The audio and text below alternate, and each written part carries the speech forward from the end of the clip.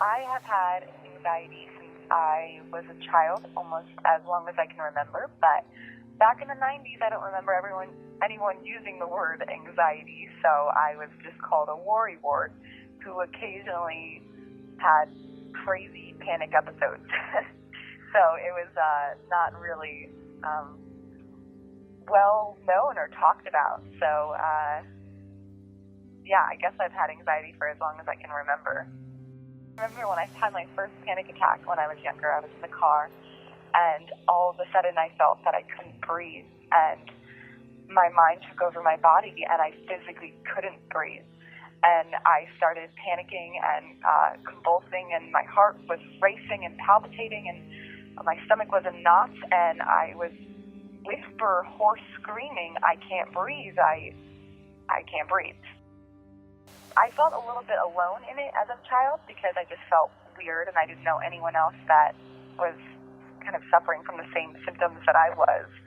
So I just felt like it was something to be a little ashamed about, I guess, and something that was definitely weird, definitely not normal, and I just couldn't understand why I couldn't think like everyone else I knew, why my brain would not cooperate with me and seemed to turn against me sometimes.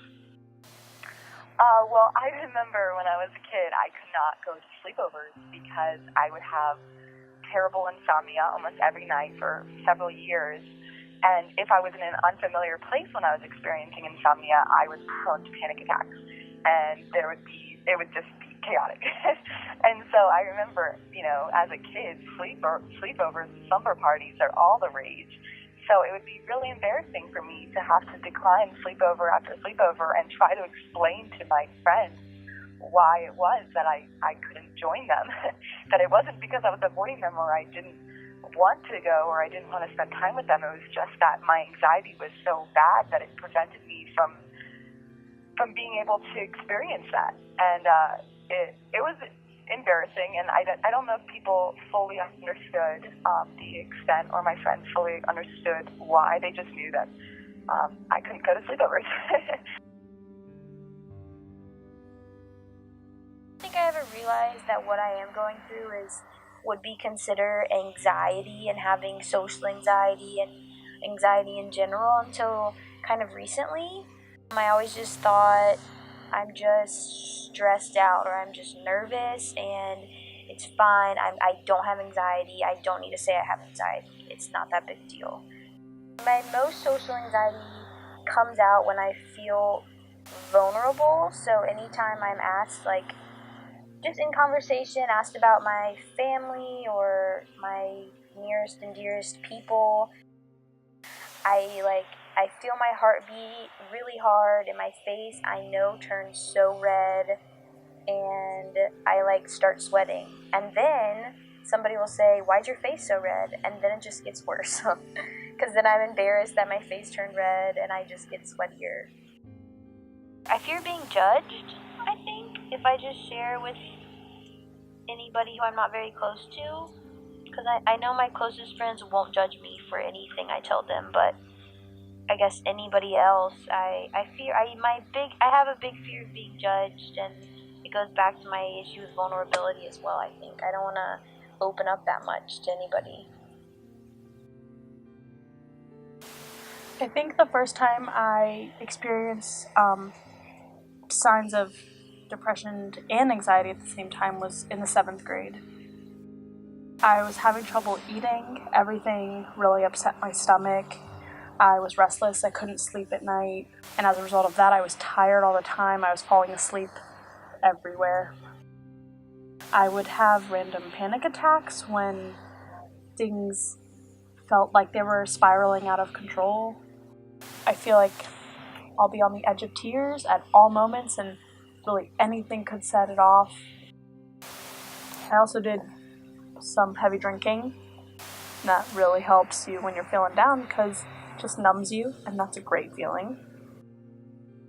I remember when I was going through my anorexia, I would pretend to eat in front of my family. I would be the one cooking the meal for the family, and then when we sat down to eat, and then I wouldn't eat with them. I would just simply say, "Oh, well, I was eating the whole time I was cooking, so I'm not hungry anymore, I'm so full."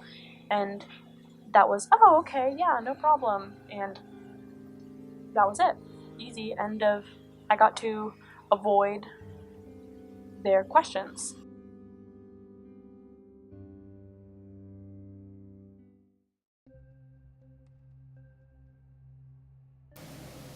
I think that one of the greatest misunderstandings about depression and anxiety is that it would be, I guess, more visible. And it's just understanding that you don't know what people are going through, that like any illness, physical or mental, it comes in waves. And I think that's important to know and to acknowledge that just because you see somebody and they seem fine and they seem happy, it could be that they're having a good day or a good week. But anxiety and depression and any kind of illness, it fluctuates, and you don't know what people are going through all the time. You don't know what their lives are like just because you know what a couple of their days are like.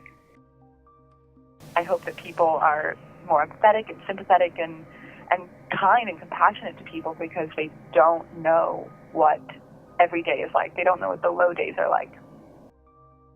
I just think it's some people don't really know how to handle it, and it comes out of a good place. They're trying to help, but yelling at someone or making them feel foolish or making them feel ashamed is not the way to help. I think a lot of people don't realize how many people suffer from anxiety and or depression. I think a lot of people think it's just some small thing that they see commercials about or they see it in movies, and some social media, just as far as ads on social media and things like that, kind of put symptoms of depression in a box and say, yeah, it means you can't get out of bed in the morning and you don't want to play with your children who are running freely through the yard because you're sat on the porch, and just things like that, where it just looks like you're just a really sad person who's just kind of a sloth and moves slowly and does nothing. But I think it's unfair because there's plenty of people who maybe depict living normal lives, and maybe sure, they really do live normal lives, but they don't not get out of bed, and they still go to work and go to school and do life. It doesn't mean you're trapped in your house and pouting all the time.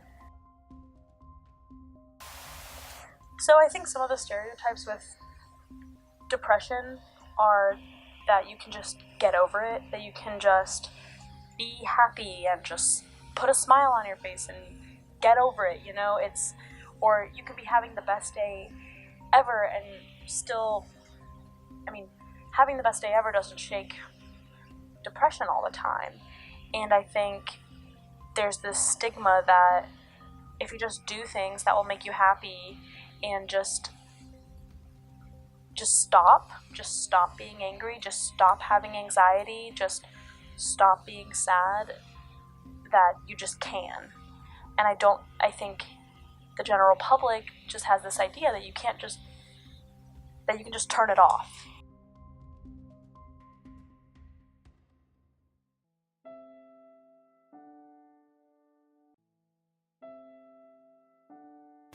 I think it's hard for people to put themselves in someone else's shoes, let alone someone else's brain.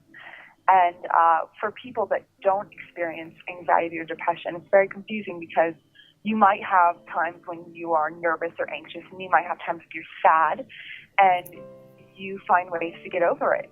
And people have trouble not understanding why it's not so easy for others, because I think everyone kind of feels that we all have similar brains and that they function similarly, and that if they can get over their sad days or their anxious days, then why can't you?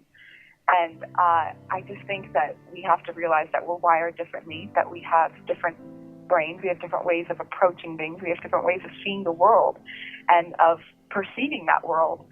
And just because it's easy or relatively easy for you to get over your sad days or your anxious days, it doesn't mean that it's easy for others to get over their depression or their anxiety, because it's not a choice. It's something that is wired into them and that they can cope with and find ways to alleviate some of those symptoms, but that it's something that they live with, and that I hope people can be more empathetic and compassionate, knowing that other people perceive the world differently than them.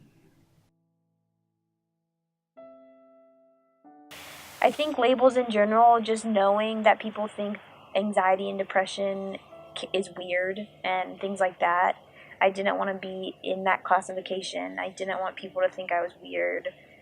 I don't even think I wanted myself to think I was weird. I think if I kept telling myself that I don't fall under the anxiety umbrella or the depression umbrella, I'm fine. Because as soon as I'm in that classification, I'm just one of those other weirdos. I think in the beginning I was also judgmental until I came to terms with it and put myself in that group and realized it's fine to be in the group. While judgment is inevitable, I don't think that should stop us from expressing ourselves. You see somebody wearing a really ugly pair of pants and you're judging them for wearing those ugly pair of pants that you would never wear. So yeah, I was judging somebody for wearing ugly pants, but that didn't stop that person from wearing those pants. They like those pants. They're proud of those pants. While I had this mental block, I'm not ashamed of that, and that's a part of me. And that is my ugly pair of pants that I put on. And if somebody else doesn't like those ugly pants, oh well, that's their problem. If somebody is going to define you as your depression and is going to judge you for being happy one day when they think you have depression, or you're supposed to be depressed, why are you happy? That doesn't need to affect you. That can bounce right off of you, and that sticks to them. That says something on their character.